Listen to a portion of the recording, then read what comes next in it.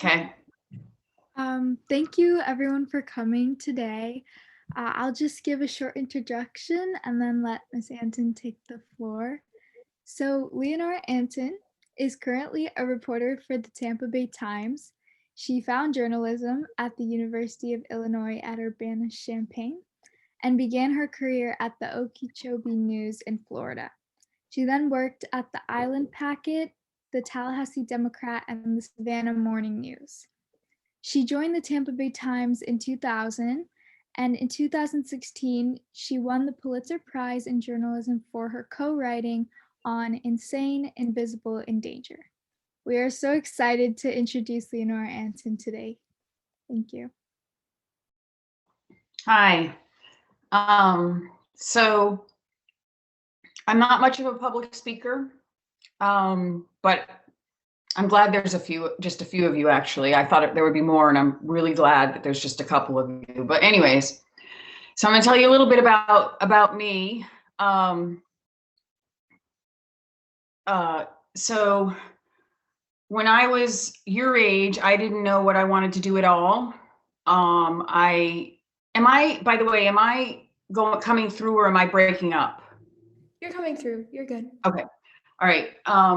So when I was basically your age, I had no idea what I wanted to do. I wasn't particularly focused. I lived in Greece for 5 years. I had a mother who was an archaeologist, and I came back, and my English wasn't good.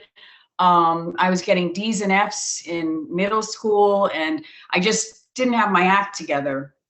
I knew I liked to write stories. I used to do these diaries, write a lot of diaries, that kind of thing. But I really had no clue. So I got into college at the University of Illinois, Urbana-Champaign. By the time I was in my senior year, I was starting to get A's and B's. And so I got into the University of Illinois at Urbana-Champaign, and I waited until the second year, the end of my sophomore year, they were like, "What's your major?" And I was like, I don't know. I still didn't know. And so I had these languages. I'd lived in Greece, so I spoke Greek. I'd taken German, French, and Latin in high school and college, some of it. And so I thought maybe interpreter, maybe journalist. What can I do with these languages? I have no idea.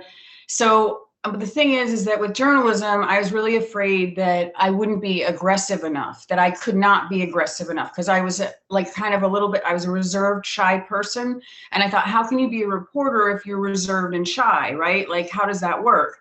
And so I wasn't, really, there wasn't a whole lot of conviction in my journalism path. It was kind of like I just didn't know what else to do. So I got into it.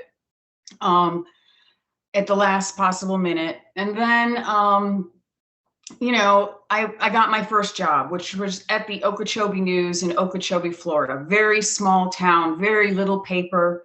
I covered county commission, city hall, courts, clerks, cops, everything. I even took out the garbage.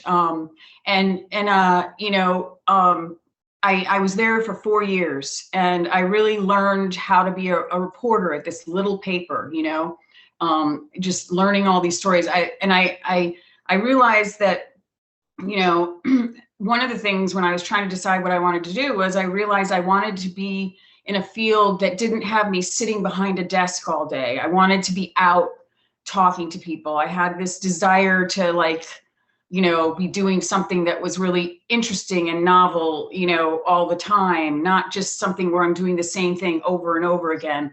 And I sort of thought journalism could, be the path for me. But there again, I was worried that my temperament wouldn't match it, not being, how do you walk up to people time and again when you're reserved, and shy. So I got into the Okeechobee News, and I did all these stories, and I just pushed myself every single time to get outside my comfort zone. Okay, just, walk up to that person, do it. You can do it. You can do it. And then just start it, and you do, and then it happens, and it's okay. It's not so hard, so, you know, I went on to the Hilton Head Island Packet, where I covered the environment and health and gained more skills, sort of more, you know, gaining more, a whole different perspective, because covering the environment is different from covering cops and courts and city government, you know. And then I went to the Tallahassee Democrat and I covered higher education there. So I covered Florida State University and Florida A&M University, and, you know, just different issues related to higher education. And then I went to the Savannah Morning News and I covered courts, and I covered a lot of trials and people in the middle of the judicial system and a lot of criminal justice stories. And then I came to the St. Petersburg Times, what was then called the St. Petersburg Times. I came here and I was a city hall reporter, covered city hall meetings, and then I became a general assignment reporter. And that meant digging out stories from the dirt, basically stories that nobody else is telling, or, you know, coming up with ideas nonstop on your own. And I seem to have like kind of a knack for that, for finding those types of stories that people haven't heard of before or whatever. And that was kind of my thing. And, so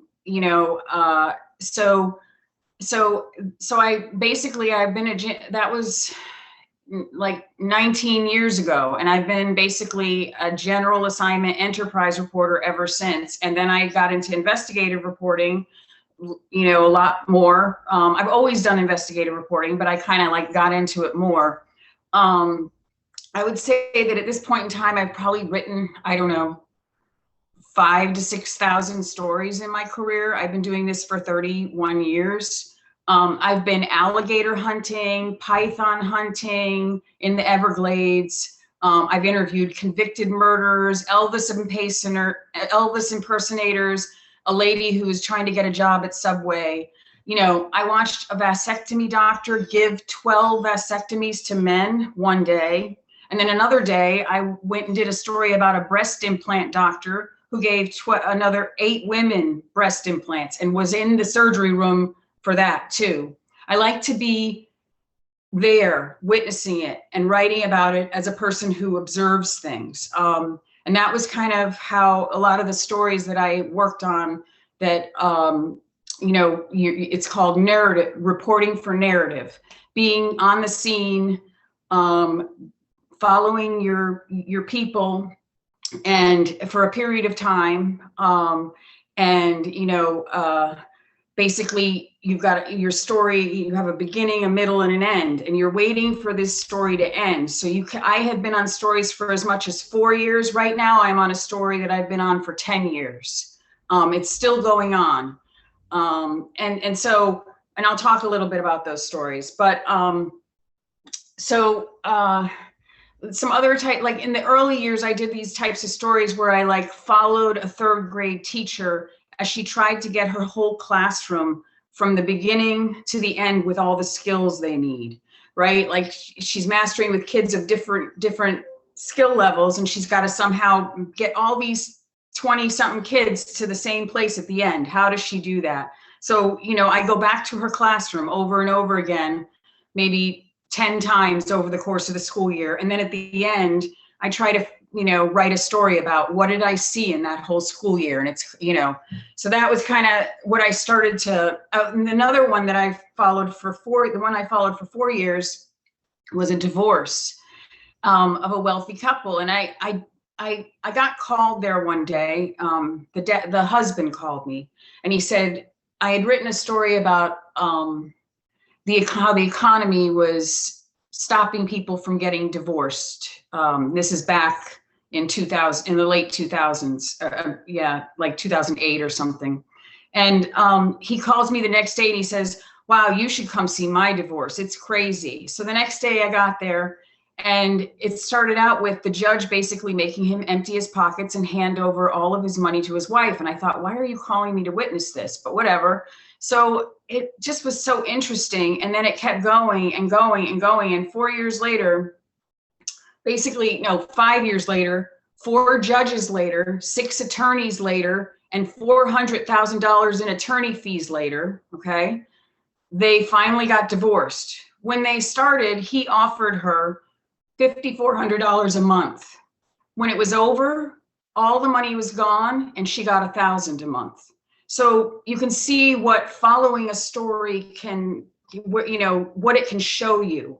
I mean, it's one case, but it shows you how a system basically knocks these people together. Lawyers basically, can flame the fire, and basically the money just dissipates into the lawyer's pockets and nothing is left. And I guess that was the point of that story. But when I embarked on it, I didn't know that. It became clear once the results happened.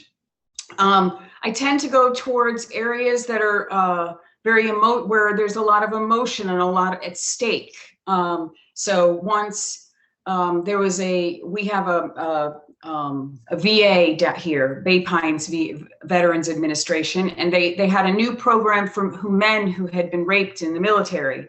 And I found a man who was willing to let me follow him through that process. And then more recently, I did a story about a woman who had been gang raped when she was 17 years old and was finally seeking therapy for it at age 65.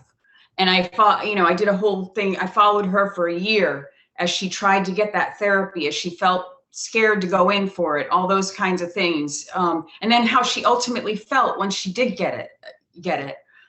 So these are the types of stories. I also followed another man who, his son was 22 years old, blind and deaf, from some neurological condition that he'd gotten in jail. And this guy was living in the back of his bail bonds office trying to, take care of a blind and deaf 22-year-old son.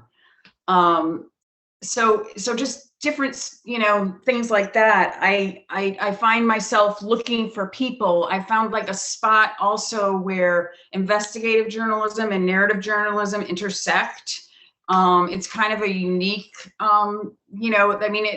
there's a lot of other people who do it, but like, it's this place where you're using investigative skills, but you're using also, you've got one person who maybe you're following and they're showing you what about this system is wrong or that kind of thing. And the people who are reading it get committed to that person. They're into what's going to happen to that person, as opposed to like, if you've got 30 people in your story who are experiencing X, Y, and Z, people don't get committed to the individuals, and so they lose interest. But if there's this one person and their dreams and their thoughts and where they came from and their background, you're more likely to be interested in following that person.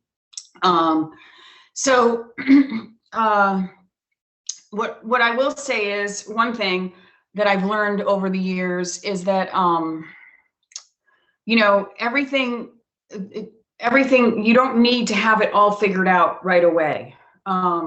It's like, for me, this whole 31 years has been 1,000 small steps. Some of them lateral, some of them forward, some of them backwards. It's like the way I've focused my career is always trying to push myself forward, always trying to advance, always trying to build new skills, always trying to,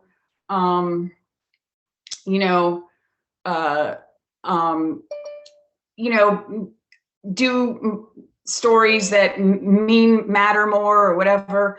It's always about doing something to push yourself a little bit forward, but it doesn't have to all be figured out. And there's been many years in these 31 years where I thought I was crap, and I thought I, didn't have anything to offer this field, and what am I doing in it, and why am I here? And this is, there's been so many times I can't even tell you, but you just keep pushing through and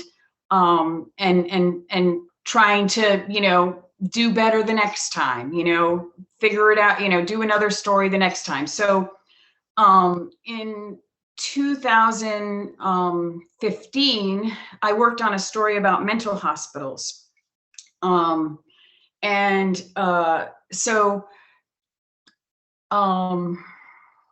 Basically, I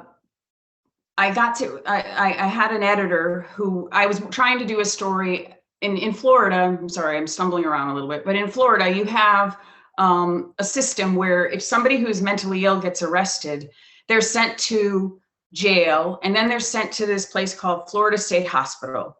And they're given training on the court system, like what's a charge, what's a judge do, what does a bailiff do, and the purpose of this is to get them back in court so they can face their charges, right? But they're not getting really any mental health care. They're mentally ill, but they're being jailed, and they're just basically learning how to get back in front of the judge. Well, I wanted to do a story about this because I learned that what they were doing was they were using Jeopardy games to teach them. And I thought, gosh, shouldn't they be getting something else besides a Jeopardy game on court terms, So I chose to, so I was paired with these two reporters from the Sarasota Herald Tribune who had a database and who were looking at mentally ill criminal defendants. And so we were put together, and we came up with this story basically. I spent 18 months on this story. And in the beginning, we were going to do a story about how inmates were stuck in the mental hospital. But within a few months, it became clear that the story was about how violence had overtaken the mental hospital. And, it's been 5 years, but I can still see in my eye these videos that we were able to get from police reports. Basically, they had like videos of the actual violence. And so our piece has a whole bunch of these videos. And I can still remember this one construction worker from Cuba who was really mentally ill, and he was in paranoid schizophrenic, and he was in the middle of the common room, and this 250-pound guy jumped on top of his head and killed him, with both feet, and killed him. And I have video of this. But at the same time, we were able to show that as the violence increased, the state had taken money out of the mental hospitals and had reduced the staff drastically. So basically, I think it was like and the other thing that they were doing was they were hiding the cases from the public, because what we did was we pulled all the police reports from the 6 mental hospitals around the country. We pulled them and we put them in a database. Then we put in the database all of the incident reports that the state was reporting. And we found that we had 1,000 incidents. They had 500 incidents, and they had changed their reporting standards so that basically, actually it was only 450 incidents they had. They had changed their reporting standards so that only 450, you had to basically have gone to the hospital, been maimed, and gotten a settlement in order for them to almost report them as somebody who'd been attacked. They had to have severe injuries and that in order for it to happen, or they died. And so many cases, like one guy was at a picnic table and these 4 people beat him up and his head was completely, messed up as a result, and he had a concussion, and that didn't count, things like that. So we were able to point out that they weren't showing the legislature the reality of what was happening inside the mental hospitals. And at the same time, they'd cut millions of dollars out of the budget and had lost, I think it was something like 1/3 of all employees. And so in the beginning of the story, I have this woman who I found in the middle of Florida who used to work there, and she had been working on the floor. She was a nurse, and she one night was walking, and it's a floor of 35 men in different beds, and they have a control room in one spot, and it's on another floor altogether, and there's somebody in the control room, and she's supposed to go and check on each person, make sure that nothing's happening. Well, she comes to this room, and this patient that had somehow gotten a hold of a TV antenna stabs her in the face 4 times. And we have the video of that. And how did this impact her? What happened to her?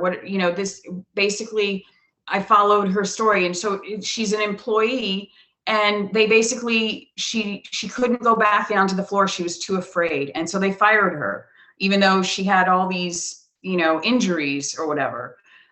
So, basically the story began, the first story began with her. This is the story that won the Pulitzer Prize for investigative reporting. This whole thing. It was essentially a 5 or 6 part series, and it covered many different facets of the mental health system. But it was it was a story that needed to be told. And the only way that it was going to be told right is if somebody devoted months and months and months of time to it, like we did. And as a result of it, the state allocated $55 million for mental health, and also made sure that people like the lady that I just referred to had monitors, so she could contact somebody. She couldn't even contact anybody. She didn't even have a walkie-talkie or anything to contact somebody, even though there's 35 guys who are mentally ill and criminals, in this on this floor. And so they allocated money for alarms and body alarms and all sorts of different things. And it did help change the process, although it probably needs to be, another story needs to be done about it, because it's continuing to be bad. So another story that I worked on that is more recent, and I did a podcast on it. The podcast is called Blood and Truth, and it's about this man who's been on death row for 45 years. His name is Tommy Ziegler. He is accused of killing his wife, in-laws, and another man at his family's furniture store on Christmas Eve, 1975, in a little town called Winter Garden. So in any event, he has been trying to get DNA testing of his evidence since 1987, and the state will not let him completely analyze the evidence in his case. So what I did was I looked at everybody on death row in Florida and who has been rejected DNA testing and who has been granted it. And I found that like 19 people had been rejected. That 70% of those people were people who'd been convicted in the 70s and 80s who would most likely need DNA testing, and that another 9 had been executed without DNA testing, even though Florida has a law allowing DNA testing. But it had been some pieces of the law had been sort of adopted to say, no, the testing can't be granted in these situations. And specifically that is, so say there's a rape and a DNA test shows somebody else did it. Well, the person gets exonerated immediately. But somebody who has DNA testing and wants it done on a case that basically doesn't automatically show, like a rape, that you weren't there, those people were being rejected whole out for any of their evidence. And it just feels like if you're going to keep a guy on death row for 45 years in a cell, that you should let him test the evidence. He was also willing to test it at his own expense. His lawyers are willing to pay for it.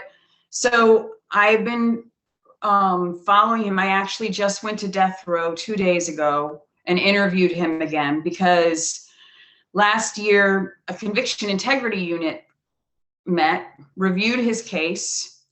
In the conviction integrity unit was at the state attorney's office, had rejected all efforts to test the DNA.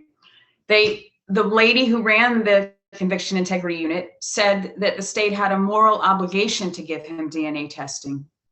But ultimately, the state attorney rejected her recommendation, and the DNA testing was rejected. And that would be like 8 times he's been rejected DNA testing over 20 years. And so, but this woman who recommended sorry, that's an Amber Alert. This woman who recommended that he be allowed to give the DNA testing ran for state attorney, won, and now just started her year in office. So he may be getting the DNA testing. Now, that's the guy that I've been following 10 years. I started, my first story on him was in 2010. And I did a story about, when I did this story about a man who was pro-death penalty, you know, Republican, conservative, and he like really thought this guy that he'd never met before on death row was innocent. And so I was like, how does that happen? So I followed that guy and you know, went to prison went to death row to meet him with the guy. And you know, so anyways, I'm still following that. The DNA testing could be done. If it's done, I'll keep following it. And I'll write another story about it. I have 10 parts of a podcast that I've done on it, called Blood and Truth. And so, you know, that's the story. That's one of my latest stories that I'm working on. In terms of, you know, writing a story itself, you know, or being a journalist yourself, I'd say that the skills you have to have are, you know, curiosity, persistence, detail oriented. And the most important of all is you have to be accurate. And that is one thing that I'm like obsessed with, to the point of anxiety. I fact check line by line, every line in my story with my sources. I fact check context too. I'm very, it's my reputation. If I get things wrong, you know, who's gonna read me? And so, you know, you know, so, that's one thing. So, you know, every time I write a story, I labor over every detail. I fact check it multiple times. And, you know, I would say that a driven person can succeed in this field. And I would say that even somebody who's not like an amazing writer can succeed in this field. Because when I started out, I wasn't a great writer. I was a very average writer, and if not below average. And I learned on the job, and you know, basically on the job, I built up, you know, and became a better writer. And then now I'm considered, at my paper anyway, a pretty good writer. And I never would have thought back 30 years ago that would have happened, you know. And so it's just how one little step, you know, learning how to write better, you know, can advance you up through your field and help. So it's also about like being, as I said, really persistent. So in my mental health series, I did this story about this guy who was inside a mental health prison, and a mental health jail. And he kept getting into fights with people because he said voices told him to do it. Okay. And so a guard was assigned to talk to him, and to guard him. And at one point he went after some other guy, and the guard tossed him into a wall. His skull cracked, and he was placed in a cell where he slowly died. So with regard to that guard who did that, right? Like, I really want to talk to him. And so I went to his door once, twice. He was in Gainesville. I was in St. Petersburg. It's a 2.5-hour drive. Obviously I called him. I got a hold of him, but he was, you know, wishy-washy. And one day I stopped by and, at his door, and somebody came up to the, you know, from another apartment and said, oh yeah, he's down at the gas station cleaning his car. And so I went down to the gas station, and he was there, and I said, will you talk to me? He said, let me think about it again. And he kept putting me off. Then another time he agreed, and I drove halfway up there, and then he's like, nope, not doing it. So then finally one day I just dropped in on him, and I just kept, you know, and he talked to me. And so, and I learned from him that he'd started as a janitor. He'd never had training in how to deal with inmates, despite the fact that and when inmates fight, he'd never had any training on how to like break them up or do anything, even though that was his job. And they were so short-staffed that day he'd worked 2 8-hour shifts in a row, and he'd been working 16-hour shifts day after day in the previous weeks. Well, all those details change the whole story, right? I mean, like, what if you just report the first part? Well, he threw him into a wall. What a bad guy, right? But then you find these other things. He didn't know he was, that his skull was cracked. He should have told somebody, but he didn't. The nurse was horrible. She came in and offered a Tylenol and then ran out. And then the other thing about persistence, and here's another example of this. So in this story, his parents were devastated, and they filed a lawsuit which was settled immediately, and they got $200,000, which is the cap in this state, and it was just a settlement, boom, done. And these two had just used the money to buy a place in the woods, and they were like sad and devastated over their son's death.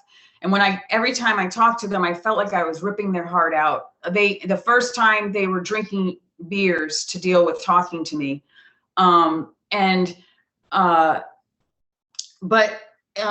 They told me that in the lawsuit, they thought that there had been video. And so I called their attorney, and their attorney had been part of a firm, and he had split off from that firm after a disagreement. And as a result, they weren't willing to give us the stuff. It was in some sort of archive in some building somewhere, and nobody was willing really to try. And I tried for like 6 months, kept calling. Nobody would call me back. Somebody called me back, say, yeah, I'll check into it. Never did it. And then finally, I called the new attorney personally. Sorry, not the new attorney, the other attorney, the one who's had the archive or whatever. And I said, look, this is so important for this state. Like, you could be helping people, mentally ill people everywhere, so that people can see what exactly happens inside these mental hospitals. And so he opened it, and it actually had like, I don't know, 40 hours of footage of the person that I was following, doing things all over the mental hospital, basically, having a conversation with a psychiatrist at one point, having, the actual fights themselves, and then the actual moment where he's dying in the bed in the cell. And so, persistence is, like, I would say, one of the big tools that you need in this field. I don't know how we want to do this. I have some tips, like, in terms of stories themselves.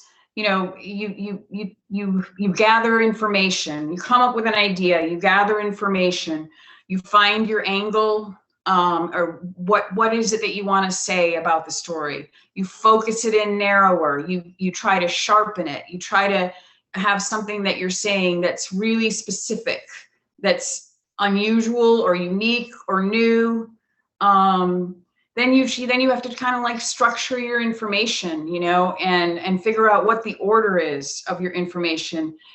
Traditionally, the most important stuff goes at the top, and on down. But, the types of stories I do, I'm typically trying to get you into the story with like a person or some, narrative that's happening, or a person who's experiencing something, and draw you into the story with somebody that you want to know what's going to happen next, basically. So that's the type of stories that I like to tell, where, there's a person and what's going to happen next. So you use the best quotes to develop the story. What else?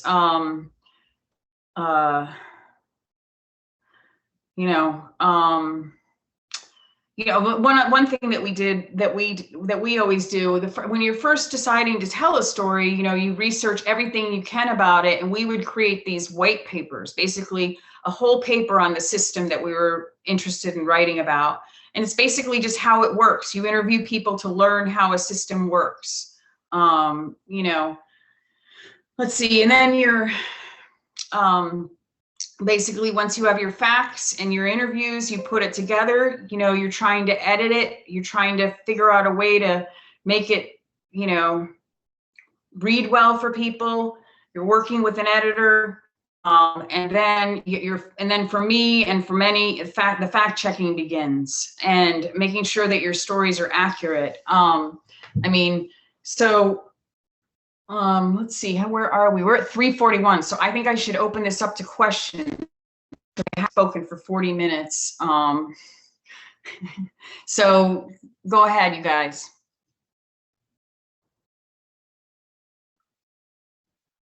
We also have questions that the participants sent in through a Google form, so I can read those out, put those in the chat, if that's something that we'd be interested in doing too.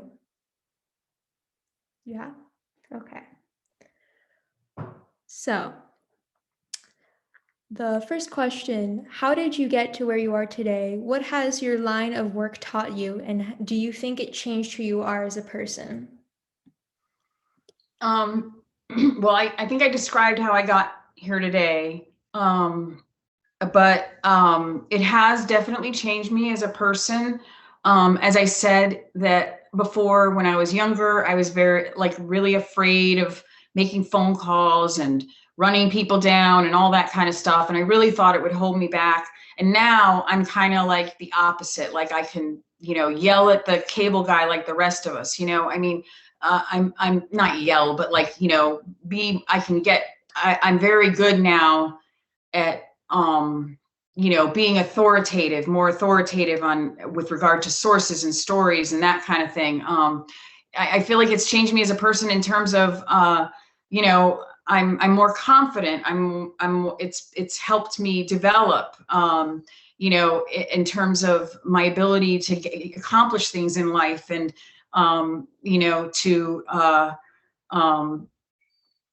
I don't know, just be doing something that I'm very happy with. You know, it's very unusual, I think, for somebody 31 years down the road to say, you know, I love what I do, and I still do. And, you know, I don't care that I'm not at the Washington Post or the New York Times or whatever. I don't have any desire to go there. As long as I'm telling, you know, lovely stories or interesting stories or meaningful stories or whatever, I'm happy. And my current employer gives me that opportunity. And so I would just say that it's, you know, it's made me way more confident with approaching people. I'm still not the greatest small talker. I hate small talk. Anyways, but I can do it a lot better. And, you know, I don't know. I hope I answered that question. Anyways, go ahead, keep going. Awesome. Another question is, what is your favorite part about investigative journalism? My favorite part is like the digging out of things, finding things, investigating, like, you know, and I do like the writing, but it's really hard for me. Writing is hard. And I, you know, find myself procrastinating in order to not write, because it is so difficult. It can be so difficult. It's gotten easier, I will say, over time with experience. But you know, I get lost in the hunt for facts and people and getting a hold of people, and, you know, I'm pretty good at it too. That's the other thing. Like I over research to the point of, like, you know, I amass so much information that I sometimes have too much, and then it's like, you know, how do I write the story? Some people say, don't use your notes to write the story. Take a step away and just write what's in your head, and then come back in and fill in what, you know, you missed from the notes. Anyways, I hope I answered that question.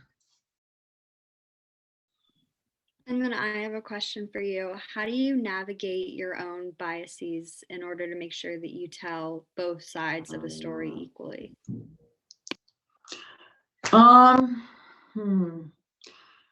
So I was trying to figure that out, what to say about that. You know, if I think that as journalists, one of the biases that we get is that, you know, we're Democrats, we're liberal or whatever. And you know, for me, I very much try to get as many different people in a story as possible. I try to talk to the people it's going to affect. I always do that, you know. I guess if I were to say there's a bias, you could say, well, is you know, caring for a poor person who can't get any food right now, or they have their electric bills paid, bias? I maybe, I don't know, you know what I mean? I don't know, but like is writing a story about that person, you know, considered a, you know, having bias? I don't know. I know, you know, I don't write politics stories, so I've steered clear of that. I mean, I do have some stories that end up, you know, they're in the legislature for, you know, is this bill going to pass that or whatever.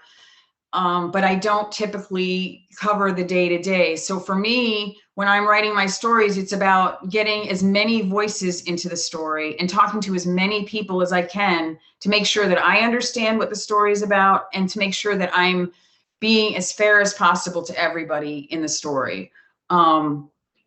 So I don't know if I answered that question, but you know, maybe I have a bias, I don't know. But in general, you know, I'm trying to find stories that are going to help people, right? Like that's kind of, you know, people who are struggling. I hear from them. They write me and they were like, you know, this is happening to me. What, you know, so am I biased towards them? I don't know. You know, I try not to be. I try to be fair. You know, I don't ever want to come across, you know, as biased to sources. You know, I don't know. Great. We have another question. Who has helped you master your writing technique? Editors, fellow reporters, examples in other newspapers, etc. So, you know, I think I told you that writing didn't come easily to me. And another thing, I never really had a mentor, somebody who, you know, I could go to and just talk to them about what to do next. I had individual editors over time. Actually, it's funny. You know, I've told you I've been in this business 31 years. I've had I counted recently 38 editors over the course of my career, which is a lot of editors. I would say that some of those editors elevated me. They took me to a whole new level. They taught me how to, like I have this one editor that at the Island Packet in Hilton Head, it was like really early in my career. And he made me go out to these neighborhoods and find like they were just little individual neighborhoods in these quirky areas of Hilton Head. And he made me go there and just find a story, any story, right? And I just had to like dig out a story and then fill it in with details and interesting description. And so it builds your skills as a writer. You know, you have to describe the crepe myrtles and the live oak and the, you know, the glistening water, whatever it is, you know, that's happening while the person's talking to you. And that editor, you know, just by working with me over the course of 2 years, really upped my game in terms of my writing. And then I've had others who've done the same. Some editors, no, it didn't happen at all. Of those 38, I would count on one hand the number that like really pushed me to a whole new level. But I would say also reading books, articles. If you're interested in investigative reporting, read like ProPublica or articles on investigative reporting and editor, www, I think it's ire.org. There's all sorts of investigative articles there. If you're interested in narrative journalism, feature journalism, go to the Society of Feature Journalism, and they have a whole bunch of stories there. Or even go onto the Pulitzer website, where you'll find the Pulitzer winners for the past 10, the feature Pulitzer winners for the past 10, 15 years. Same with investigative reporting. And you can see the type of, the different types of writing that exist. I'm sorry, I forgot the question. What was it? What was the question? The question was, who has helped you master your technique? Yeah. So yeah, it's basically reading, writing, and so wait, I want to read to you guys this sentence. I just stumbled across this. Where was it? Do I have it?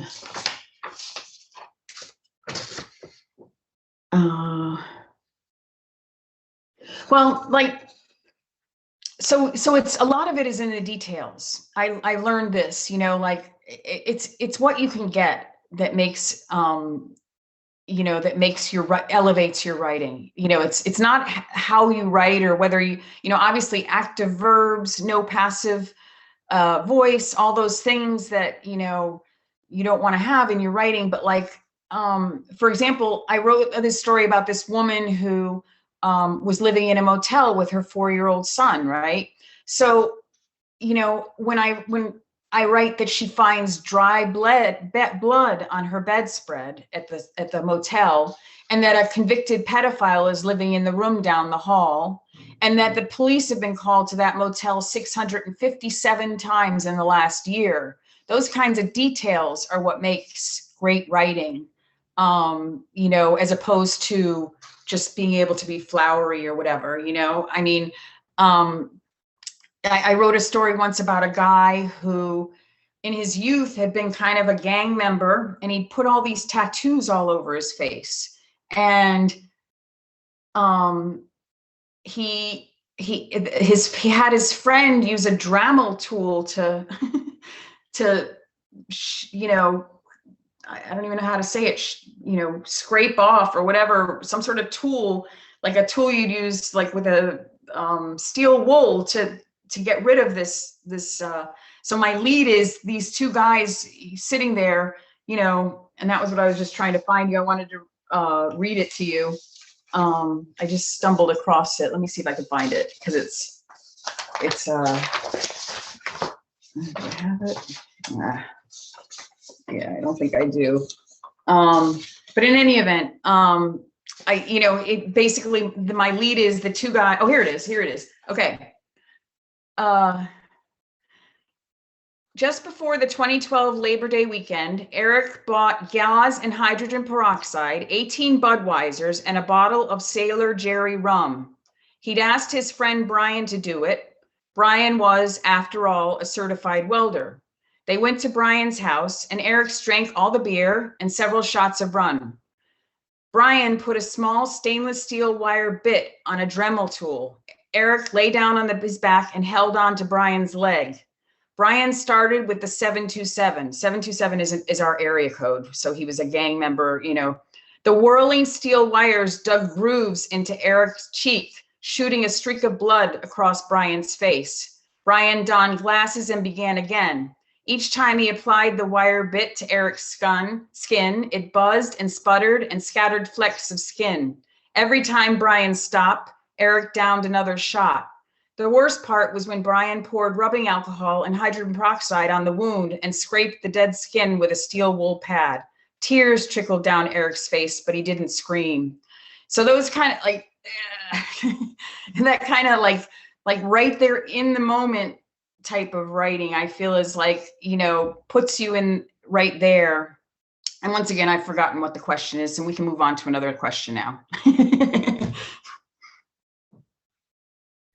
I wanted to ask a question. I was just wondering, how do you figure out which stories are worthwhile to pursue for a really long amount of time?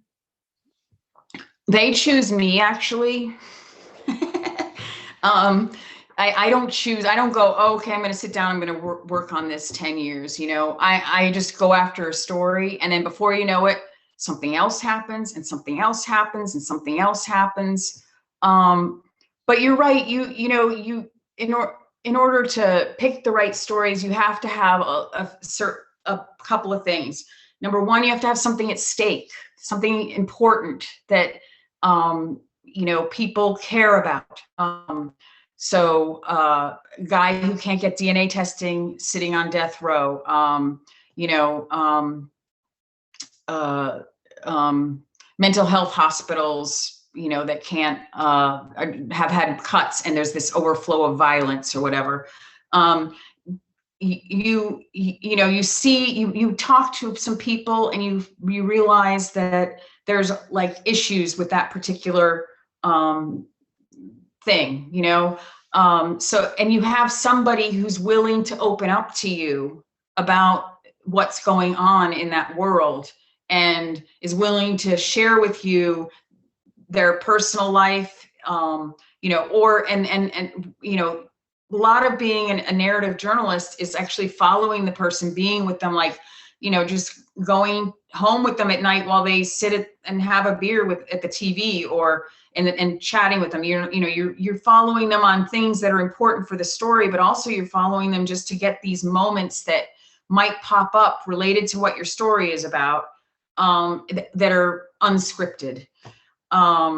So I would say something that's, and also something that's sort of current and you know, has meaning for people right now. I mean, you know, right now it's the pandemic, it's, you know, the protests, it's, you know, these are a lot of the issues, but there's so many other issues that are important: homelessness, you know, just different things that come out of what's happening right now.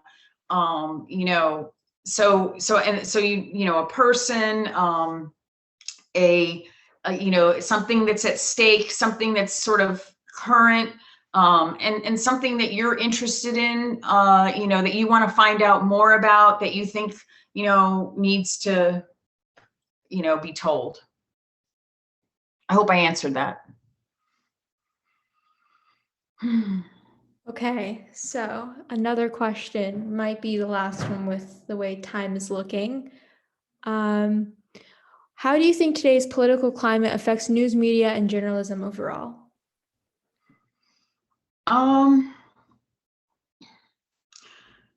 So, you know, in my colleagues, you know, this last year we've had so many changes. I mean, we used to go to a newsroom. Now we're all spread out all around the community in our own homes, right? We don't go to a newsroom anymore. There have been all these protests, a lot of violence, and reporters have been A, arrested, or B, hurt. There have been a lot of, you know, the whole fake news thing, that we are biased and we don't, you know, have people's best interests at heart or whatever. And so I would say it's a very difficult time to be a journalist right now. But I feel like it's really worth the time. I mean, worth it, because, you know, there's so many different areas you can get into. You can get into sports, education, you can cover the environment, you can cover health. You know, you don't have to cover, you can, if you want to get in the midst of the politics, you can do that. You know, it's just like the sky is the limit, and things are more digital now. I'm at the tail end of a world that is disappearing. I started in, like I said, in 1989. Was when I first got my first job. That's a long time ago. And at the time I had no clue of where this would go. And here we are now today. A lot of papers don't even produce the print version anymore, and it's all going to digital. But there's still this huge need for people to do stories. And I think it's a field that offers people who want to do something unique with a little bit of novelty, with, and a lot of different skills. It doesn't pay very well. And that's one thing. You have to not really care about, what your salary is. I've had since 2008, I've had like 7 pay cuts. I've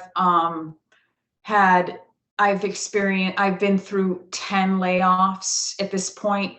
When I got here, the Tampa Bay Times had 3,000 employees. Today it has 150 employees. But we're an old newspaper, the news style is these websites, and, we're still here. We're still trying to do what we do. And in some would say we do it really well. We follow these rules of fact checking, and I would never have anything, in my stories that would be inaccurate, or I would try my hardest to make it be fair and balanced and all that kind of stuff. I mean, but, I still think it's an amazing career for someone. I think it's really interesting, and it uses so many different skill sets. So I don't know, that, it's just really cool to be still so invested in what I'm doing this far down the road. Because when I got into it, I was like, how am I going to do that 40 years from now? I can't even imagine that, and here I am, and I'm still loving it. I mean, there's not many professions you can say that these days, I don't know. So, and the thing is, people who get into it, they kind of get addicted to it. They love it so much that they get addicted to it, and they want to stay in it. So I don't know. I hope that answered your question. Absolutely. And it seems like that is all we have time for, folks. So thank you, Ms. Anton, for coming. Thank you so much for speaking. Your experiences were absolutely so important to hear about, and very, very interesting. Thank you. Spending time with us. And everyone, thank you so much for coming, for participating. It means a lot. And we hope that you guys thought that this was very enriching and lots of fun. And yeah, that is all for today. Ms. Anton, do you have any last words? No, just thank you so much for listening to me, and, good luck with everything. And if you ever need any advice, I'm at Lapeter at tampabay.com, LLAPETER at tampabay.com. And my phone number is 727-433-1446. If somebody wants to call me and, run something by me or chat with me about something, I'm open. So, and thank you for listening to me. I appreciate it.